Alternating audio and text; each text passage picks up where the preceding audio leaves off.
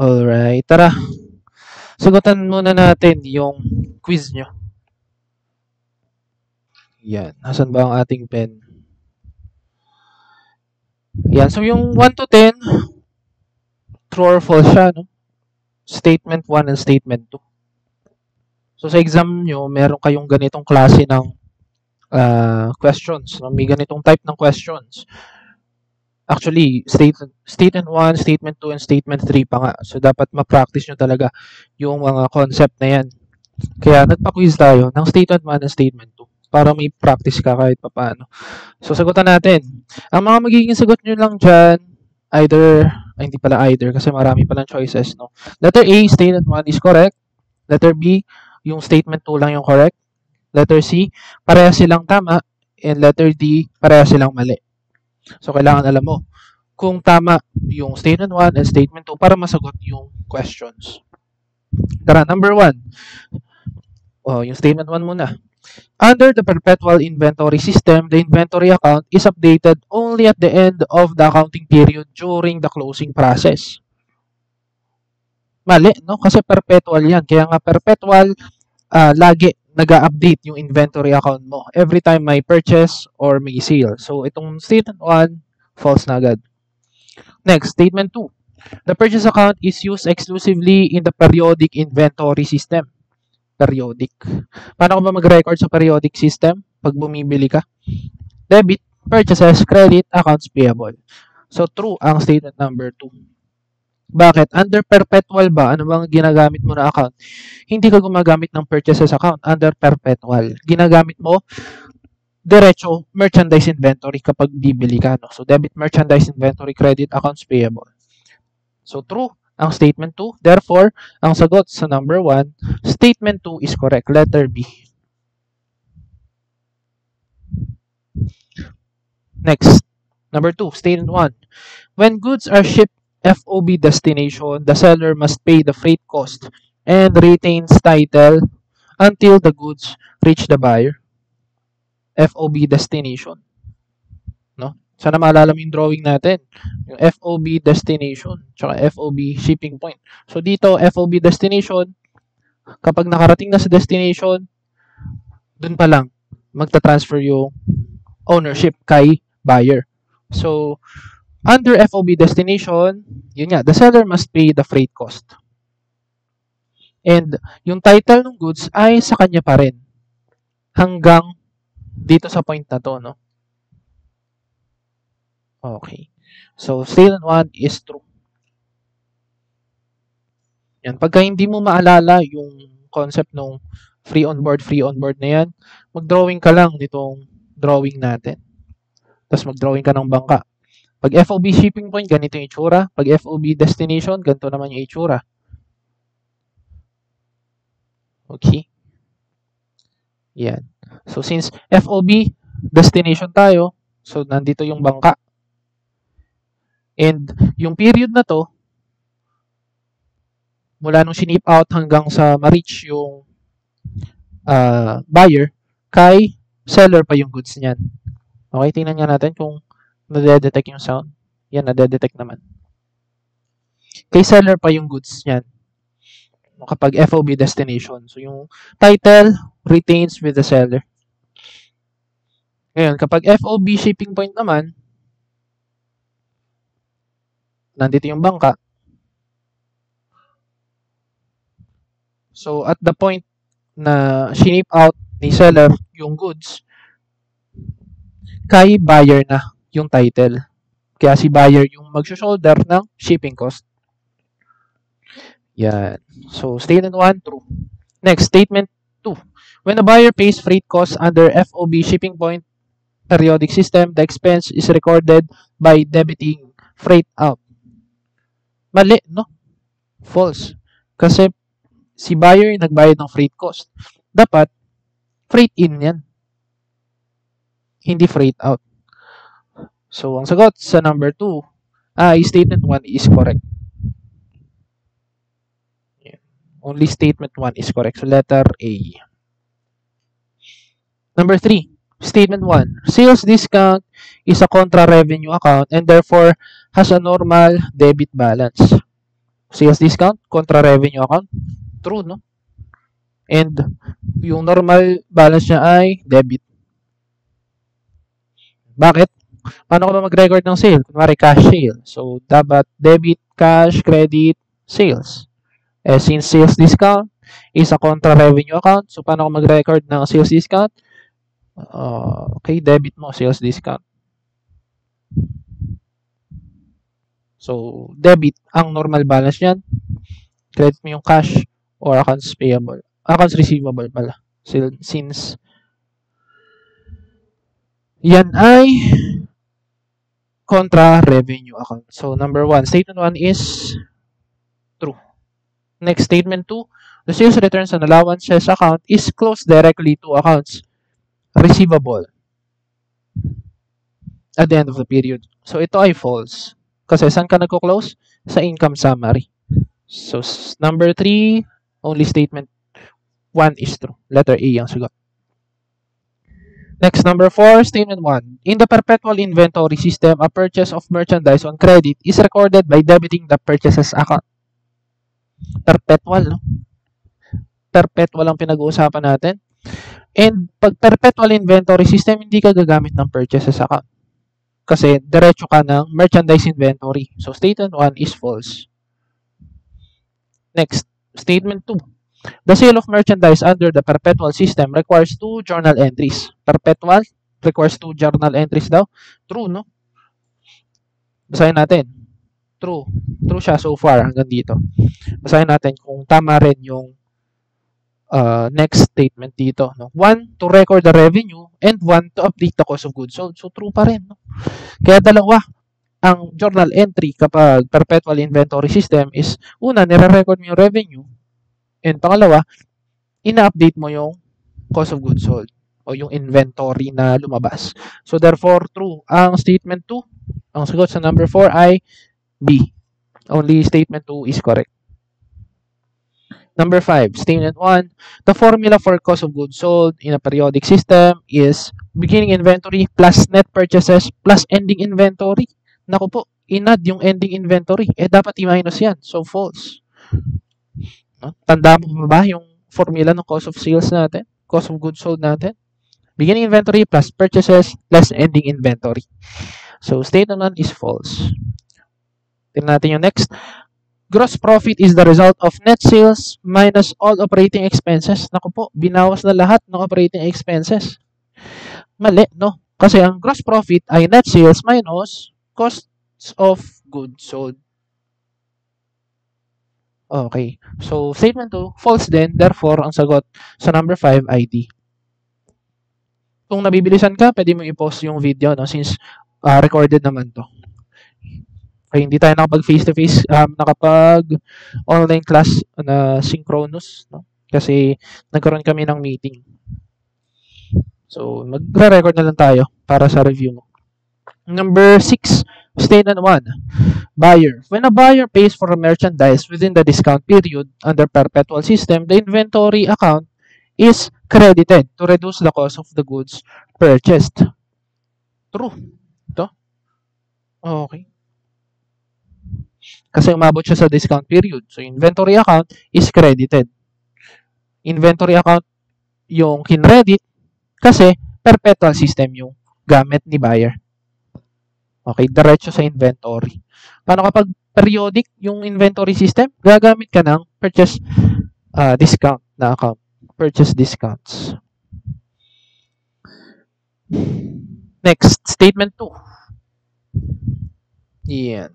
Seller. When a seller receives payment within the discount period, the seller's journal entry includes a credit to cash for the amount received. So, statement 2 is false. Kailangan naka-debit yung cash tapos naka-credit, naka-debit din yung sales discount. Okay. Ano ba nangyari dito? Seller receives payment within the discount period. So, nung naka-receive ka, syempre may debit ka sa cash. Okay? Tapos, may credit ka sa sales. Ganyan yung normal eh, di ba? Ganyan yung normal. Ay, hindi. Ano ba to? Within the discount period. So, Ibig sabihin, nakabenta ka muna on account. So, ang unang entry mo pala muna ay debit, accounts receivable, credit, sales. Okay? Kasi on account pala yung iyong sales. So, nung nagbenta ka, ito ang entry mo. Then, nung nakolekta mo na within the discount period, nung na-receive mo na yung payment within the discount period, siyempre, may marireceive kang cash. So, aalisin mo na yung accounts receivable mo. So, i-credit mo. Within the discount period yan. Ibig sabihin, yung cash na na-receive mo ay less than the receivable. Kasi nga, meron ka dito ang sales discount. Okay. So, naka-debit parehas yung cash and sales discount. Therefore, yung statement 2 is false. Ang sagot sa number 6 ay A. Only statement 1 is true. Next, number 7. Statement 1. If a company's ending inventory is understated, ibig sabihin, mas maliit kaysa sa dapat na amount yung ending inventory, its cost of goods sold for the current period will be overstated. So, true ito. Bakit? Paano ba compute ng cost of goods sold? Cost of goods sold is beginning inventory plus purchases minus ending inventory. So, lagyan natin ng amount. Kunwari, ang beginning inventory ay 50. Ang purchases ay 50 rin para simple. Tapos, ending inventory, let's say, 30 yung amount. Magkano ang gross profit kapag ganyan? 50 plus 50, 100 minus 30, 70 ang cost of goods sold. What if the ending inventory is understated daw? So, yung beginning inventory mo, 50 pa rin. Purchases mo ay 50 pa rin. Pero yung ending inventory mo daw is understated. So, magiging 20 lang, no? For example. Anong mangyayari sa cost of goods sold mo? So, 50 plus 50 minus 20, 80. Lumaki ang cost of goods sold mo. So, ibig sabihin, kapag ang ending inventory is understated, cost of goods sold will be overstated. So, yun yung true na statement. E ano bang sabi dito sa statement 1? Cost of goods sold daw will be overstated. So, true nga. True pala to. Okay? So, true nga ang statement number 1. Cost of goods sold will be overstated. Okay. Medyo nalito ako. Akala ko understated. Natakpan ko kasi yung statement. So, statement 1 is true. Next natin. Nagets ba to? Nagets ba to? Sana nagets, no?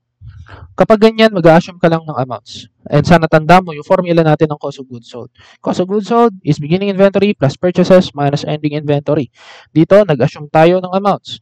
50 ang beginning inventory plus purchases, 50 rin yung in-assume natin. And ending inventory should be 30.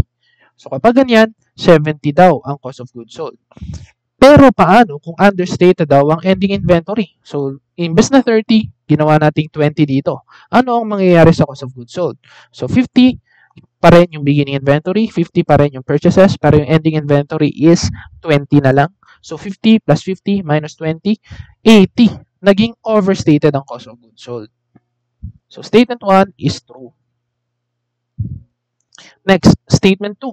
An error in the current year's ending inventory only affects the current year's net income and has no impact on the subsequent year's financial statements.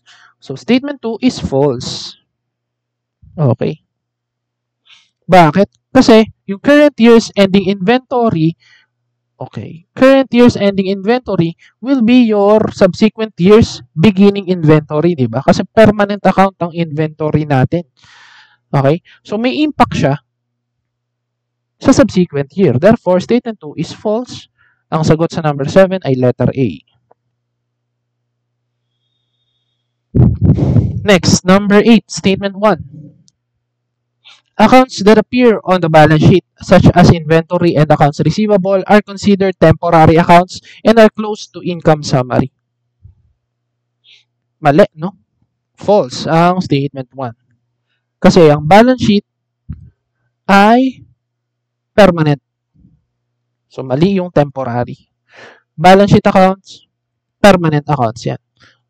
Sige, discuss din natin yung other terms sa permanent account, ano? Yung permanent, tinatawag din siyang real. Real. permanent or real accounts. Real. Yung temporary naman, tinatawag din siyang nominal. Nominal accounts. And again, yung balance sheet natin, ang contents niya ay mga permanent account. Yung income statement, nandyan yung mga nominal accounts or temporary accounts. Statement 1, false. Statement 2, both sales revenue and sales returns and allowances are temporary accounts. So, true. And are closed directly to income summary account. True. Statement 2 is true. Therefore, B ang sagot sa number 8. Number 9, statement 1, goods held on consignment from another company, consignor, should be included in the consignee's ending inventory count because the consignee has physical possession. This is false.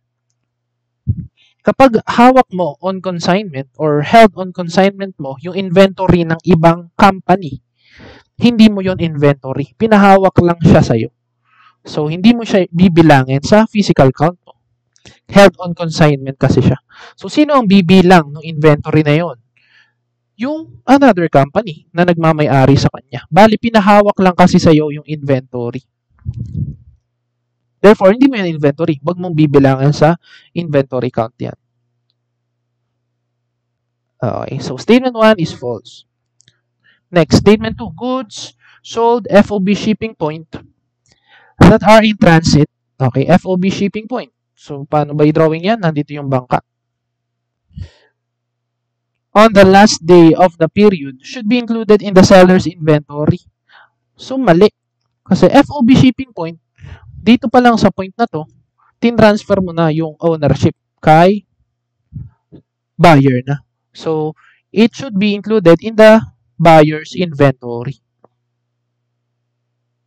Okay. Kaya importante dito yung dinrawing natin ng bracket, no?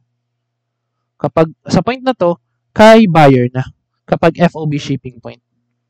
Kapag FOB destination naman, yung bracket na to, kay seller pa. Yung inventory. Yan. Ewan ko kung nakakatulong sa inyo yung drawing, no? Kasi sa akin, effective yan. Nung first year accountancy student ako, puro drawing din yung test paper ko. Kasi mas napipicture ko kung ano yung nangyayari. Kaya binabasa lang, oh. Boring eh, pag binabasa eh. Kaya dinodrawing ako yung test paper ko. So, false, false. Therefore, ang sagot sa number 9 ay dog. Both statements are incorrect. Then, number 10. Statement 1. On a multi-step income statement, the expense account freight out delivery expense is classified as a selling expense. True. True ang statement 1. Ano ba yung multi-step income statement? Yan yung income statement na dinrawing din natin, na sinulat natin sa Word nung nagdi-discuss tayo. No? Yung net sales less cost of goods sold is equal to gross profit less operating expenses.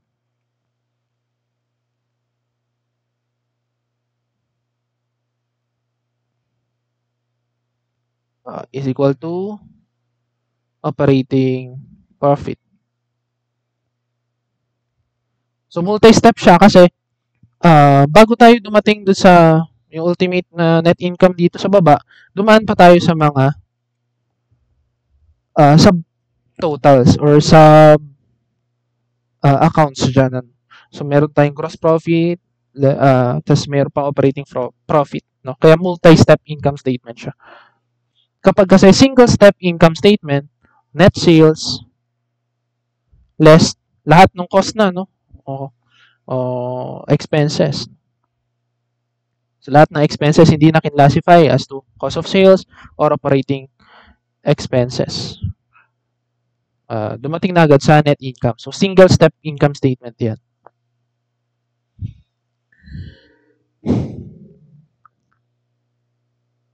Okay. So, classified as selling expense daw. Yung delivery expense. So, true. dito siya kasali sa operating expense na yan. Ano ba kasi ang laman ng operating expense? Dalawa, no? Selling, tsaka admin. Selling expenses, tsaka administrative expenses. So, yung selling expenses, lahat na may kinalaman dun sa pagbenta. No? Kasama dyan yung advertising ng product. Pwede rin yung delivery expense, yan kasama dyan yan. Sa admin naman, yung mga walang kinalaman dun sa pagbenta ng product. Okay. Pwedeng yung pasahod dun sa mga walang kinalaman sa pag-produce and pag-sell ng products. No? Diyan papasok yun sa admin expenses. So, statement 1, sa number 10, true yan. Statement 2, a single-step income statement highlights the gross profit subtotal. So, dito pa lang mali na, no? Kasi, kapag single-step income statement nga, hindi na tayo dumadaan sa gross profit. No? Diretso tayo net income. So, dito ay false. Statement 2 is false. Therefore, ang sagot sa number 10 ay A. Okay. Sige, stop ko muna dito, no? Mag-record na lang ako separately for 11 onwards. Tingnan ko muna kung maganda yung quality ng audio.